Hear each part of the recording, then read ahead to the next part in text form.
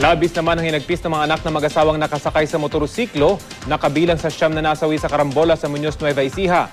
May ulat on the spot si GMA News stringer Junjun C. Junjun? Yes, Rafi, tanging sa pagsisindi na lamang ng kandila ay dinaan ng mga kaanak ng mag-asawang Leoncio Pajarillo at Evangeline Pajarillo ang pagdadalamhati matapos mapabilang sa siyam na nasawi sa aksidente ang kanilang mga magulang sa naganap na aksidente sa Nueva Ecija kanina.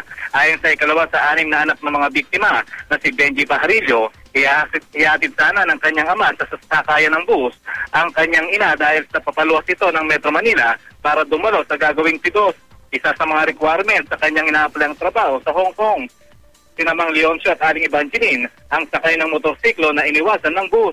Marami umanong pangarap sa kanilang anim na magkakapatid ang kanilang ina. Pero dahil sa kahirapan ng buhay, ay napilitan itong mag-apply sa abroad para mapagtapos sa pag-aaral ang mga magkakapatid at kahit papaano ay makapagpuntar na rin ng sariling bahay. Pero dahil sa nangyaring aksidente, naglaho na lahat ang kanilang pangarap at pag-asa na makaahon sa hirap. Bukod pa dito ay lubusan na silang naging ulila dahil parehong magulang nila ang nawala.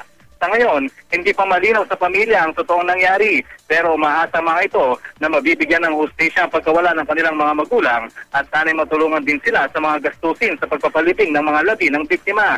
Samantala, ang labi ng mga namatay ay pansamantalang nakalagat pa rin sa Senior Citizen Funeral Parlor sa bayan ng Talavera, Nueva Ecija at iniintay pa rin ang mga kaanak nito. Yan muna ang huling kaganapan dito sa Nueva Ecija. Balik sa iyo, Rafi. Maraming salamat, Junjun C.